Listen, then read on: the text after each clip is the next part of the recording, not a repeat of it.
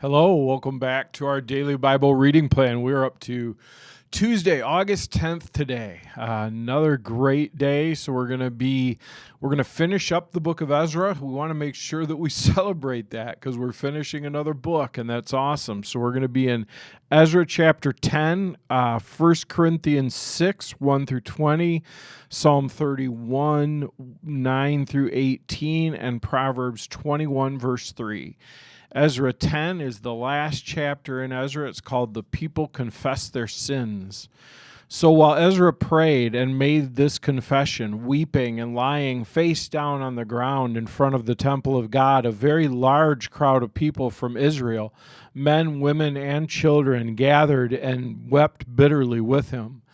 Then Shechaniah of Jehiel, a descendant of Elam, said to Ezra, "We have been unfaithful to our God, for we have married these pagan women of the land. But in spite of this, there's hope for Israel.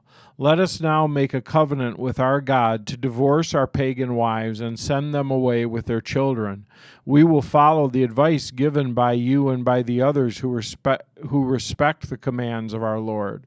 Let it be done according to the law of God. Get up, for it's your duty to tell us how to proceed in setting things straight. We are behind you, so be strong and take action." So Ezra stood up and demanded that the leaders and priests and Levites and all the people of Israel swear that they would do as Shechaniah had said. And they all swore a solemn oath. And then Ezra left the front of the temple of God and went to the room of Jehohanan, son of Eliashib, and spent the night there without eating or drinking anything. He was still in mourning because of the unfaithfulness of the returned exiles. And then a proclamation was made throughout Judah and Jerusalem that all the exiles should come to Jerusalem. Those who failed to come within 3 days would, if their leaders and elders so decided, forfeit all their property and be expelled from the assembly of the exiles. Within 3 days, all the people of Judah and Benjamin had gathered in Jerusalem. This took place on December 19th, and all the people were sitting in the square before the temple of God. They were trembling both because of the seriousness of the matter and because it was raining. Then Ezra the priest stood and said to them, "You have committed a terrible sin. By marrying pagan women, you've increased Israel's guilt. So now confess your sin to the Lord, the God of your ancestors, and do what he demands. Separate yourself from the people of the land and from these pagan women." And then the whole assembly raised their voices and answered, "Yes, you are right. We must do as you say." And then they added, "This isn't something that can be done in a day or two, for many of us are involved in this extremely sinful affair. And this is the rainy season, so we cannot stay out here much longer. Let our leaders act on behalf of us all. Let everyone who has a pagan wife come at a scheduled time, accompanied by the leaders and judges of the city, so that the fierce anger of our God concerning this affair may be turned away from us." Only Jonathan, the son of Ashiel, and Jehaziah, the son of Tikva, opposed this course of action, and they were supported by Meshullam and Shabeathai the Levite. So this was the plan they followed. Ezra selected leaders to represent their families, designating each of the representatives by name. On December 29th, the leaders sat down to investigate the matter. By March 27th, the first day of the new year, they had finished dealing with all the men who had married pagan wives, those guilty of intermarriage. These are the priests who had married pagan wives. Boy, how'd you like to have your name in Scripture for that? This is terrible.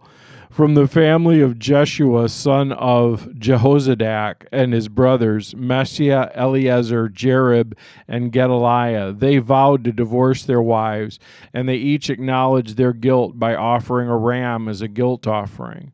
From the family of Immer, Hananiah, and Zebediah. From the family of Harim, Messiah, Elijah, Shelaniah, Jehiel, and Uzziah. From the family of Pashur, Eliani, Mazariah, Ishmael, Nathaniel, Jozabad, and Elesh. These are the Levites who were guilty: Jozabad, Shimei, Keliah, also called Kelita, Pethaliah, Judah, and Eliezer. This is the singer who is guilty, Eliashib. These are the gatekeepers who are guilty, Shallum, Telem, and Uri. These are the other people of Israel who were guilty. From the family of Parash, Ramiah, Isaiah, Melikiah, Mejim, Eleazar, Hashabiah, and Benaiah.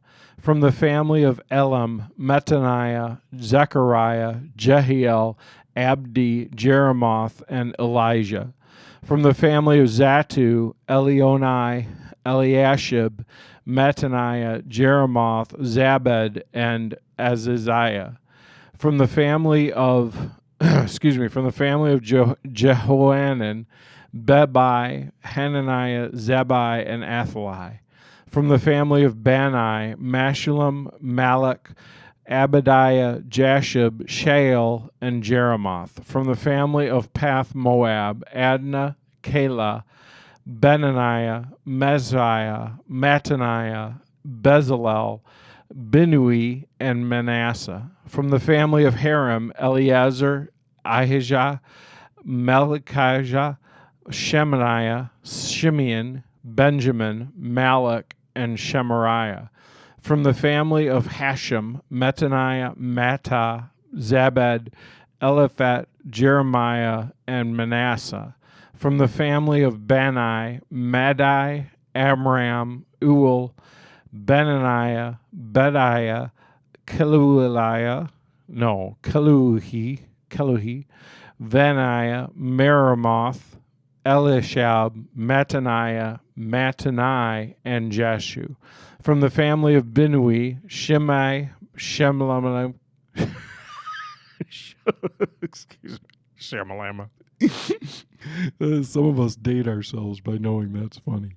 Shelemiah, Nathan, Abdiah, Mackenbai, Shashnai, Sherai, Azahel, Shelemiah, Shemariah, Shallum, Amariah, and Joseph.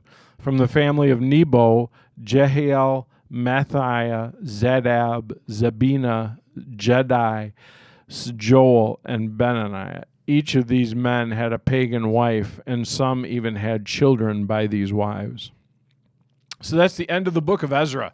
You need to celebrate that. Remember every little step along the way. Make sure that you celebrate that because it's a step closer to fulfilling what we said we'd do when we started. So then we go to 1 Corinthians 6, verses 1 through 20.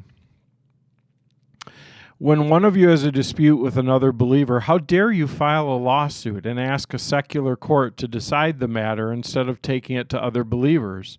Don't you realize that someday we believers will judge the world? And since you're going to judge the world, can't you decide even those little things among yourselves? Don't you realize that we will judge angels?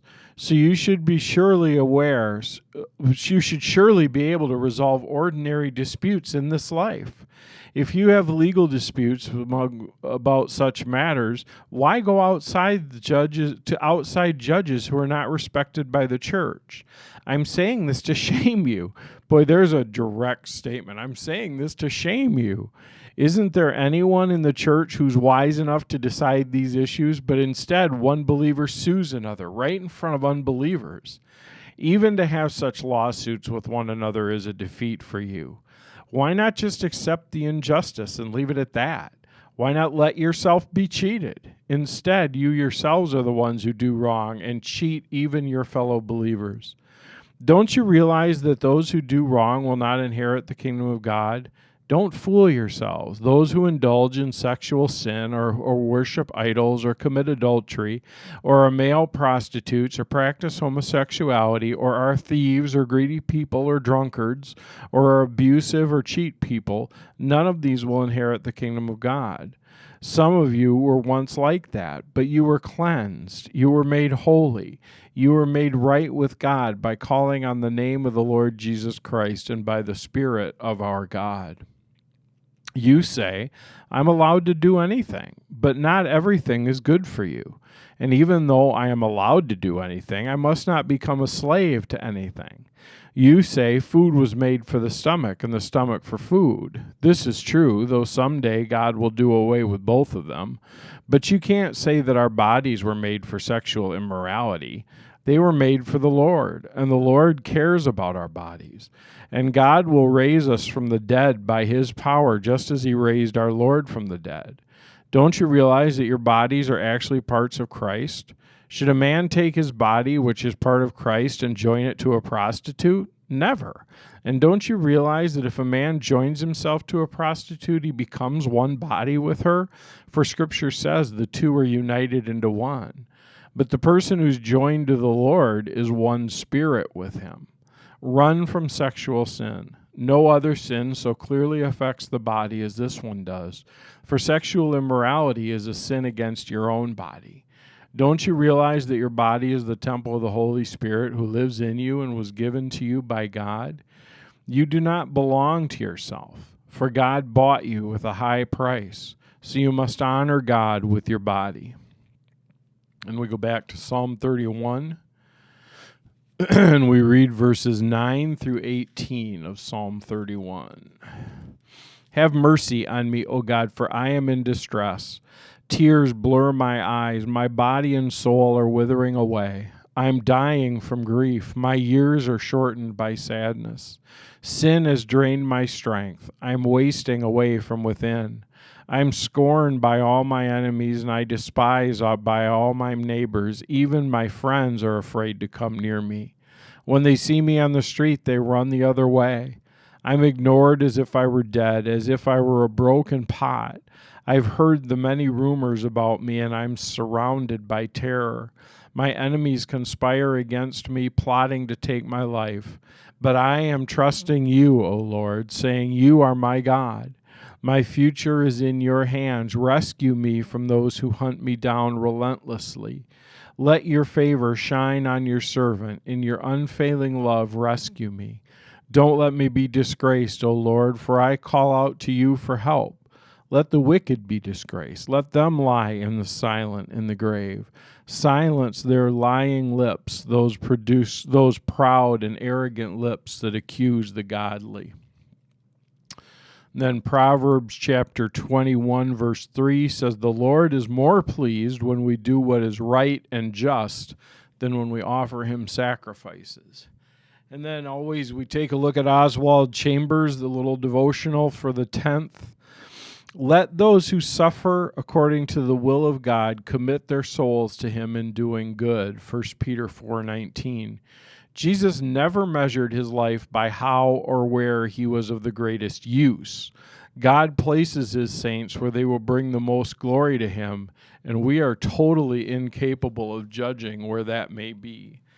God places his saints where we will bring the most glory to him, and we are totally incapable of judging where that may be. In other words, leave your life to God, right? I mean, in 1 Corinthians, it talks about how God purchased us, that we're his, not just because we're his creation, but we're his because he purchased us. And so we need to let him have his way in our lives. So maybe just for today, I don't know, I'm keeping it really simple, and this one's a little shorter than our normal ones, but maybe today we need to just have a really simple thought and a really simple prayer. And maybe the simple prayer is, Lord, have your way. Have your way in my life. Lead me where you want me to go. Place me where you want me to be. Surround me by the circumstances and the people you want me to be in, and help me just to glorify you there. In fact, why don't we go ahead and let's just make that our prayer together today. Father, thank you for your word. Thank you for the reality that you have purchased us by your love and your blood. You have made us yours. We give ourselves to you, and together today we say, Lord, have your way. Have your way in our hearts and our minds. Have your way in our circumstances and our families. Have your way in our jobs. Lord, thank you that you care about us, that you watch over us, that we are never far from you, and we're never outside of your protection or your provision. Lord, help us to live the joyful, carefree life that we can have because we truly trust you, because you have purchased us. In Jesus' name, amen. All right, cross off August 10th, and I will see you later on in the week. Have a great week.